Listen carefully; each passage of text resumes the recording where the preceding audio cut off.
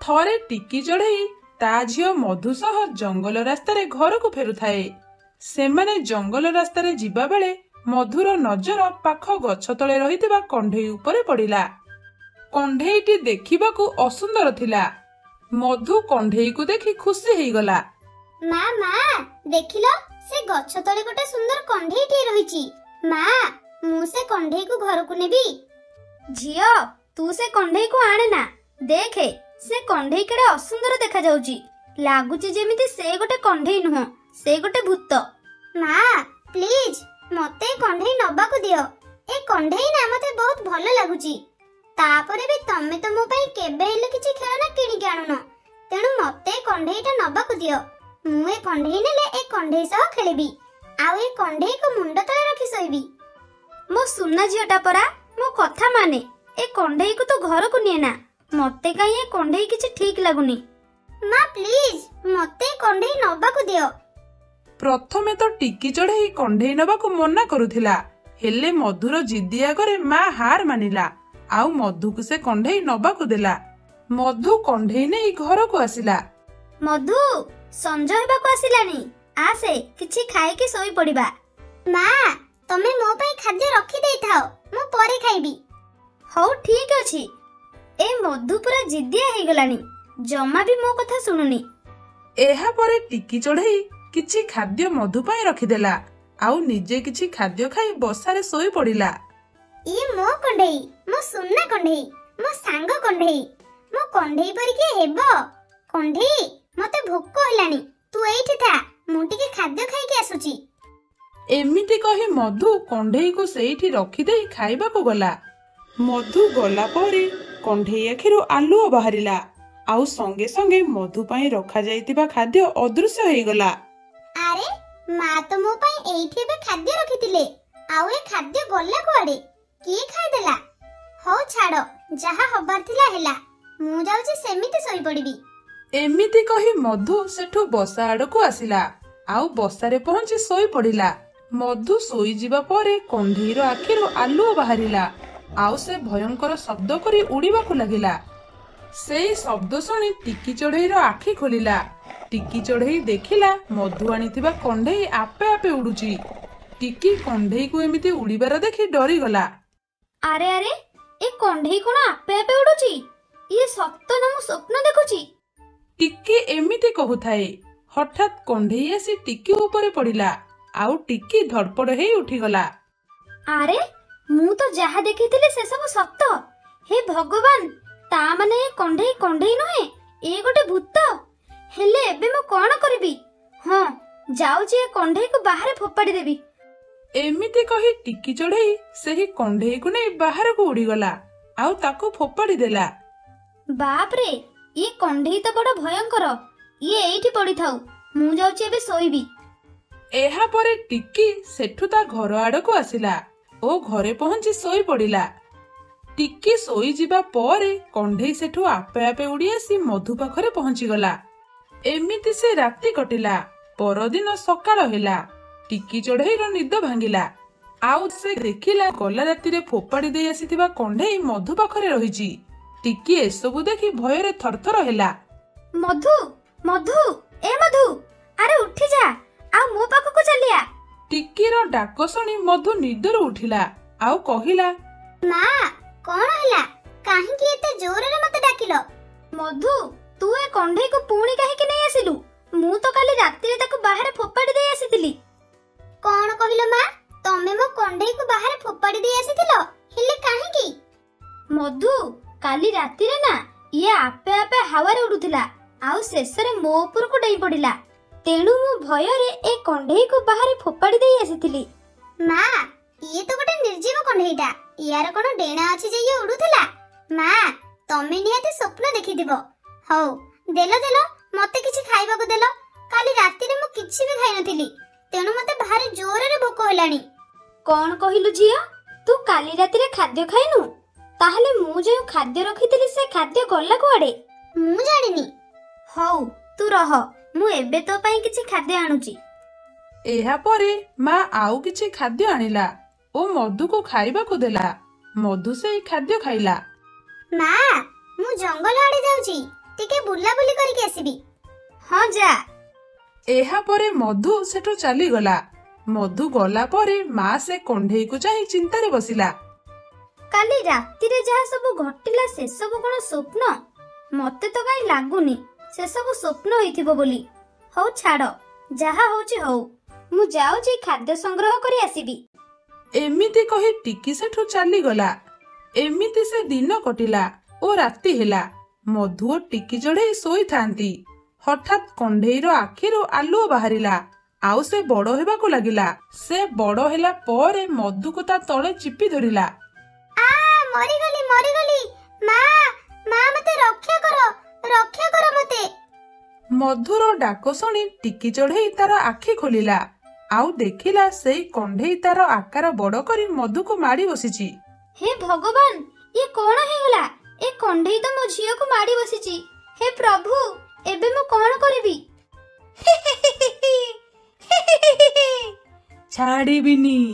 ଛାଡ଼ିବିନି ଏ ମଧୁକୁ। ଏକୁ ମାରି ମୁଁ ୟା ଶରୀରରେ ରହିବି। ମା ମତେ ବଞ୍ଚାଅ ଏ କଣ୍ଢେଇ ଠାରୁ। ହଁ ଝିଅ, ତୁ ଚିନ୍ତା କରନା, ମୁଁ ଏବେ ହିଁ ଯାଇ ତାନ୍ତ୍ରିକକୁ ଡାକି ଆଣୁଛି। ଏମିତି କହି ଟିକି ଚଢ଼େଇ ସେଠୁ ତାନ୍ତ୍ରିକ ପାଖକୁ ଉଡ଼ିଗଲା ଏବଂ ତାନ୍ତ୍ରିକ ପାଖରେ ପହଞ୍ଚି ତାନ୍ତ୍ରିକକୁ ସବୁ କଥା କହିଲା। ସବୁ କଥା ଶୁଣି ସାରି ତାନ୍ତ୍ରିକ କହିଲା, ସେ କଣ୍ଢେଇର ତ ଭାରି ସାହସ। ହେଲେ ତୁ ଚିନ୍ତା କରେନା ଟିକି, ମୁଁ ତତେ ଗୋଟେ ମନ୍ତ୍ର ପାଣି ଦଉଛି। ତାକୁ ନେଇ ତୁ ସେ କଣ୍ଢେଇ ଉପରେ ଢାଳି ଦବୁ। ତା ଉପରେ ମନ୍ତ୍ର ପାଣି ଢାଳି ହେଲେ ସେ ସଙ୍ଗେ ସଙ୍ଗେ ମରିଯିବ। ଦିଅନ୍ତୁ ଆଜ୍ଞା, ମନ୍ତ୍ର ପାଣି ଦିଅନ୍ତୁ। ଏହାପରେ ତାନ୍ତ୍ରିକ ଟିକି ଚଢ଼େଇକୁ ମନ୍ତ୍ର ପାଣି ଦେଲେ। ଟିକି ଚଢ଼େଇ ସେ ମନ୍ତ୍ର ପାଣି ନେଇ ତା ଘର ଆଡକୁ ଆସିଲା। ଏ କଣ୍ଢେଇ, ମତେ ଛାଡ଼ି ଦେ, ମତେ ମାରେ ନା, ଦୟା କର ମୋ ଉପରେ। ଏ ଚଢ଼େଇ, ମୁଁ ତତେ ଜମା ଛାଡ଼ିବିନି। ତତେ ମାରି ମୁଁ ତୋ ଶରୀରରେ ରହିବି ଆଉ ତାପରେ ମୁଁ ଏ ଜଙ୍ଗଲରେ ଅଶାନ୍ତି ସୃଷ୍ଟି କରିବି। କଣ୍ଢେଇ ଏମିତି କହୁଥାଏ। ହଠାତ୍ ଟିକି ଚଢ଼େଇ ଆସି ସେଠି ପହଞ୍ଚିଗଲା ଏବଂ ମନ୍ତ୍ର ପାଣିକୁ ସେ କଣ୍ଢେଇ ଉପରକୁ ଫୋପାଡ଼ି ଦେଲା। ମନ୍ତ୍ର ପାଣି ପଡ଼ିବାରୁ କଣ୍ଢେଇଟି ସେଇଠି ଭସ୍ମ ହେଇଗଲା। ବାପରେ, ଭଲ ହେଲା, ଏ କଣ୍ଢେଇ ମରିଗଲା। ମଧୁ, ତତେ କହୁଛି ତୁ ଏ କଣ୍ଢେଇକୁ ଆଣେନା ବୋଲି, ହେଲେ ତୁ କଣ ମୋ କଥା ଶୁଣିଲୁ? ଏବେ ଦେଖିଲୁ ତ ସେ ତୋର କି ଅବସ୍ଥା କରିଥାନ୍ତା। ମା ମତେ କ୍ଷମା କର, ମୁଁ ଆଉ ଦିନେ ତୁମ କଥାକୁ ଅବମାନନା କରିବିନି। ଯାହା ହେଉ ତୁମେ ଏ କଣ୍ଢେଇକୁ ମାରିଦେଲ, ନହେଲେ ସେ ଆଜି ମତେ ମାରି ଦେଇଥାନ୍ତା। ହଉ ହଉ, ଯାହା ତ ହବାର ଥିଲା ହେଲା।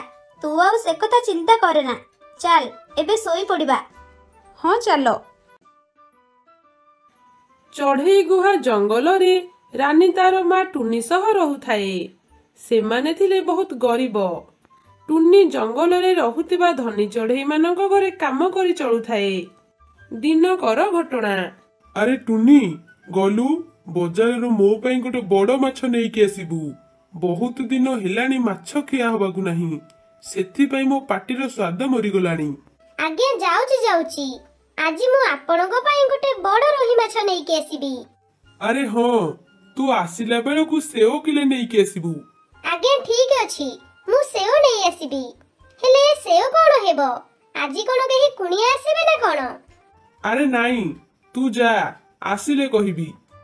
ଏହାପରେ ଟୁନି ବଜାରକୁ ଉଡ଼ିଗଲା ଓ କିଛି ସମୟ ପରେ ବଜାରରେ ପହଞ୍ଚିଲା। କାଳୁ ଭାଇ, ମତେ ଗୋଟେ ବଡ ରୋହି ମାଛ ଦିଅ। କଣ ହେଲା? ତୋର ଗୋଟେ ବଡ ରୋହି ମାଛ ଦରକାର? ତୁ କେବେଠୁ ମାଛ କିଣି ଖାଇଲାଣୁ? ନାଇଁ କାଳୁ ଭାଇ, ମୋର ଏ ମାଛ ନୁହେଁ, ଏ ମାଛ ଚିଲ ସର୍ଦ୍ଦାରଙ୍କର। ଓ, ସେ କଥା କହୁନୁ। ମୁଁ ଭାବିଲି ତୋ ପରି ଗୋଟେ ଚାକରାଣୀ ଜଣେ ପୁଣି ମାଛ କିଣିକି ଖାଉଛି। କାଳୁର ଏମିତି କଥା ଟୁନିକୁ ଭାରି କାଟିଲା। ହେଲେ ସେ କରିବ ବା କଣ? ସେ ନିରାଶ ହୋଇ ସେଠୁ ମାଛ ନେଇ ଚାଲିଗଲା। ସବୁ ମୋ ଭାଗ୍ୟର ଦୋଷ। ସବୁବେଳେ ନିନ୍ଦା ଅପମାନ ଶୁଣୁଛି। ବେଳେ ବେଳେ ତ ଜୀବନ ହାରିଦେବାକୁ ଇଚ୍ଛା ହଉଛି, ହେଲେ ମୋ ଛୋଟ ଛୁଆଟା ପାଇଁ ମୁଁ ବଞ୍ଚିଛି। ଏହାପରେ ସେ ବାଟରୁ କିଛି ସେଓ କିଣି ଚିଲ ସର୍ଦ୍ଦାରଙ୍କ ଘରକୁ ଫେରିଲା। ଆରେ ତୁ ଆସିଗଲୁ, ଭଲ ହେଲା। ମୁଁ ତୋରି କଥା ହିଁ ଭାବୁଥିଲି। ଏତେ ସମୟ ହେଲାନି ଆସିନାହିଁ କାହିଁକି? ନାଇଁ ଆଜ୍ଞା, ସେ କାଳୁ ମାଛ ବାଲା ଟିକେ ଠିଆ କରିଦେଲା ତ, ସେଥିପାଇଁ ମୋର ଡେରି ହେଇଗଲା। ଏ ନିଅନ୍ତୁ ଆପଣଙ୍କ ମାଛ ଆଉ ସେଓ। ଆଚ୍ଛା ଶୁଣ, ଏ ସେଓ ନେ ଆଉ ଘରକୁ ଚାଲି ଯା। କାଲି ସକାଳୁ ଟିକେ ଜଲ୍ଦି ଆସିବୁ। ଏତେ ସେଓ ମୋର କଣ ହେବ? ଆଉ ଆପଣ ହଠାତ୍ ଏତେ ସେଓ ମତେ କଣ ପାଇଁ ଦଉଛନ୍ତି? ଓହୋ, ମୁଁ ତ ତତେ ସେଓ ଦେଲି, ଆଉ ତୁ ସେ ସବୁକୁ ନେଇକି ଯିବୁ। ଠିକ ଅଛି ଆଜ୍ଞା, ମୁଁ ଏବେ ଆସୁଛି। ଏମିତି କହି ଟୁନି ସେଠୁ ଚାଲି ଆସିଲା। ମା, ତମେ କଣ ଏତେ ଜଲ୍ଦି ଚାଲି ଆସିଲ ଯେ? ଆଜି କଣ କିଛି କାମ ନଥିଲା ନା କଣ? ନା ମା, ଆଜି କିଛି କାମ ନଥିଲା ତ, ସେଥିପାଇଁ ଚାଲି ଆସିଲି। ହଉ, ଏଇ ନେ, ସେଓ ଖାଇନେ। ଚିଲ୍ଲ ସଦାରେ ସେଓ ଦେଇଛନ୍ତି। ସେଓ? ଆରେ ବା, ମତେ ତ ସେଓ ଖାଇବାକୁ ବହୁତ ଭଲ ଲାଗେ। ଏମିତି କହି ରାନୀ ସେଓ ଖାଇବାକୁ ଲାଗିଲା। ରାନୀ, ତୁ ଜାଣିଛୁ ଆଉ 2 ଦିନ ପରେ ତୋର ଜନ୍ମଦିନ। କଣ ହେଲା ମା? ଆଉ 2 ଦିନ ପରେ ମୋର ଜନ୍ମଦିନ? ହୁରେ, ବହୁତ ମଜା ହେବ। ମା, ମୋ ଜନ୍ମଦିନ ଧୁମଧାମରେ ପାଳନ କରିବା। ଆଚ୍ଛା ମା, ତମେ ମତେ କଣ ଗିଫ୍ଟ ଦବ? ରାନୀ, ମୁଁ ତତେ ଗୋଟେ ଭଲ ଗିଫ୍ଟ ଦେବି। ହଉ, ମୁଁ ଯାଉଛି ଗୋଟେ କାମରେ, ତୁ ଥା। ଏମିତି କହି ମା ଚଢ଼େଇ ସେଠୁ ଚାଲିଗଲା। ଓଃ, ମୋର ଜନ୍ମଦିନ ପାଳନ ହେବ। ସତରେ ସେଦିନ କେତେ ମଜା ହେବ। ହଉ, ଯାଉଛି ଏବେ ଶୋଇ ପଡ଼ିବି। ମା ଆସିଲେ ସେ ବି ଶୋଇଯିବେ। ଏମିତି କହି ରାନୀ ଶୋଇ ପଡ଼ିଲା ଓ ଏହା ଭିତରେ 2 ଦିନ ବିତିଗଲା। ମା, ଆଜି ମୋର ଜନ୍ମଦିନ। ଯାଅ ମୋ ପାଇଁ କଣ ଗିଫ୍ଟ ନେଇକି ଆସିବ। ହଁ ରାନୀ, ଆଜି ତୋର ଜନ୍ମଦିନ ବୋଲି ମୋର ମନେ ଅଛି। ହଉ, ମୁଁ ଏବେ କାମକୁ ଯାଉଛି। ସଞ୍ଜ ବେଳକୁ ଆସିଲେ ଜନ୍ମଦିନ ପାଳନ କରିବା।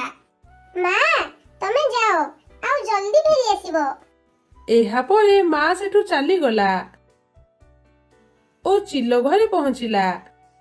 ଆରେ ଟୁନି, ତୁ ଆଜି ଭାରି ଖୁସି ଜଣା ପଡୁଛୁ ଯେ, କଣ ହେଇଛି ତୋର? ଆଜ୍ଞା, ଆଜି ମୋ ଝିଅର ଜନ୍ମଦିନ। ଆପଣ ସଞ୍ଜ ବେଳକୁ ଆମ ଘରକୁ ଯିବେ। ଆରେ ବା, ଇଏ ତ ବହୁତ ଖୁସିର କଥା। ଠିକ ଅଛି, ମୁଁ ସଞ୍ଜ ବେଳକୁ ଯିବି। ଆରେ ତୋ ପାଖରେ ତ କିଛି ପଇସା ନଥିବ। ନେ ଏଇ ପଇସା, ଆଉ ଯା, ଜନ୍ମଦିନ ପାଇଁ କଣ କଣ ସଉଦା ଦରକାର ସେ ସବୁ କିଣି ଘରକୁ ଫେରିଯିବୁ। ଆଜି ତୋର ଛୁଟି। ଆଉ ହଁ, ମୁଁ ସଞ୍ଜ ବେଳକୁ ତୋ ଘରକୁ ଯିବି। ଧନ୍ୟବାଦ ଆଜ୍ଞା, ମୁଁ ଏବେ ଆସୁଛି। ଏହା ପରେ ଟୁନି ଖୁସି ହୋଇ ସେଠୁ ଚାଲି ଆସିଲା ଓ ବଜାରରୁ ସଉଦା କିଣିଲା। କାଳୁ ଭାଇ, ଆଜି ମୋ ଝିଅର ଜନ୍ମଦିନ। ସଞ୍ଜ ବେଳକୁ ମୋ ଘରକୁ ଯିବ। କଣ ହେଲା? ତୋ ଝିଅର ଜନ୍ମଦିନ? ମୁଁ ପୁଣି ତୋ ଘରକୁ ଯିବି? ହା ହା ହା ହା ହା ହା। ହଉ, ଯା, ମୁଁ ଠିକ ସମୟରେ ଯାଇ ପହଞ୍ଚିଯିବି। ଏହା ପରେ ଟୁନି ଘରକୁ ଫେରିଲା। ଏହା ଭିତରେ କିଛି ସମୟ ବିତିଗଲା ଓ ସଞ୍ଜ ହେଲା। ସବୁ ଚଢ଼େଇମାନେ ଟୁନିର ଘରକୁ ଆସିଲେ। ଘରେ ଘରେ କାମ କରି ଚଳୁଛି, ସେଥିରେ ପୁଣି ଜନ୍ମଦିନ ପାଳନ ହେଉଛି। ଦେଖିବା କଣ ସବୁ ଖାଇବାକୁ କରିଛି। କିନ୍ତୁ ଯାହା ହେଉ, ସାଜସଜା ଭଲ ଭାବେ କରିଛି। ଏହା ପରେ କାଳୁ ସମେତ ସବୁ ଚଢ଼େଇମାନେ ରାନୀର ଜନ୍ମଦିନ ପାଳନ କଲେ। Happy birthday to you. Happy birthday to you. Happy birthday to you, dear Rani. Happy birthday to you. ହଉ, ବସ ସମସ୍ତେ, ଖାଇକି ଯିବ। ଟୁନି ସମସ୍ତଙ୍କୁ ମାଛ ଭଜା ଖାଇବାକୁ ଦେଲା। ଆରେ ବା, ମାଛ ଭଜାରୁ ତ ବହୁତ ସୁନ୍ଦର ବାସ୍ନା ଆସୁଛି। ଏବେ ତ କେହି ଖାଇବାକୁ ନାହାନ୍ତି। ଯାଉଛି, ମିଛରେ ଲୁଣିଆ ହେଇଛି କହି ଗହଳି କରିବି, ଆଉ ତାପରେ ଗରିବ ଟୁନିକୁ ସମସ୍ତେ ଗାଳି କରିବେ। ଏମିତି ଭାବି କାଳୁ ମିଛରେ ଗହଳି କରିବାକୁ ଲାଗିଲା। ଏହେ, ଏ ଲୁଣିଆ ମାଛ ଭଜା କିଏ ଖାଇବ? ଯଦି ତୁ ମାଛ ଭଜା ଜାଣିନୁ, ତାହେଲେ ମତେ ଡାକି ଖାଇବାକୁ କାହିଁକି ଦଉଥିଲୁ? ଆରେ ସତରେ କଣ ଏ ମାଛ ଲୁଣିଆ? ଦେଖି ଟିକେ ଚାଖିବା। ଚିଲ ମାଛ ଚାଖିଲା ଓ ମାଛ ବହୁତ ସ୍ୱାଦିଷ୍ଟ ଲାଗିଲା। ଆରେ ଏ ମାଛ ତ ବହୁତ ସ୍ୱାଦିଷ୍ଟ ଲାଗୁଛି। ଏ କାଳୁ ଏମିତି କଣ କହୁଛି? ଲାଗୁଛି ଏ କାଉ ଟୁନିର ବଦନାମ କରିବାକୁ ଚାହୁଁଛି। ଏ କାଳୁ, ତତେ ଏ ମାଛ ଲୁଣିଆ ଲାଗୁଛି କେମିତି? ମତେ ତ ଏ ମାଛ ସ୍ୱାଦିଷ୍ଟ ଲାଗୁଛି। ମୋ ମାଛ ତ ଲୁଣିଆ ଲାଗୁଛି। ଏମିତି କଥା ଯଦି ଦେ, ତୋ ମାଛ ଟିକେ ଚାଖିବା। ଆରେ ଇଏ ଯଦି ମାଛ ଚାଖିବ ତାହେଲେ ତ ମୁଁ ଧରା ପଡିଯିବି। ଯାଉଛି ୟାକୁ ଖାଇ ନେବି। ଏମିତି ଭାବି କାଳୁ ଏକାଥରକେ ସେ ମାଛକୁ ଗିଳି ଦେଲା ଓ ସେଠୁ ଚାଲି ଆସିଲା। ବାପରେ, ସର୍ଦ୍ଦାର ଚିଲ ଯଦି ସେ ମାଛ ଚାଖିଥାନ୍ତା ତାହେଲେ ତାକୁ ସ୍ୱାଦିଷ୍ଟ ଲାଗିଥାନ୍ତା, ଆଉ ତାପରେ ମତେ ସେ ମାରି ଦେଇଥାନ୍ତା। ବେଳା ଭଲ ମୁଁ ଖସି ଆସିଲି। ଆଚ୍ଛା ଟୁନି, ମୁଁ ଆସୁଛି, ତୁ ଥା। ମା, ଦେଖିଲ ଦେଖିଲ ମତେ କେତେ ଗିଫ୍ଟ ମିଳିଛି। ଏସବୁକୁ ମୁଁ କାଲି ଖୋଲିବି ଆଉ ଖେଳିବି। ହୁରେ! ସାଙ୍ଗମାନେ, ଯଦି ଏହି ଭିଡିଓଟି ଆପଣମାନଙ୍କୁ ପସନ୍ଦ ଆସିଛି ତେବେ ଭିଡିଓଟିକୁ ଲାଇକ୍ କରନ୍ତୁ, ଆଉ ଏମିତି ଭିଡିଓ ଆଗକୁ ଦେଖିବା ପାଇଁ ଆମ ଚ୍ୟାନେଲ କ୍ରିଷ୍ଣା ଷ୍ଟୋରୀକୁ ସବସ୍କ୍ରାଇବ କରନ୍ତୁ।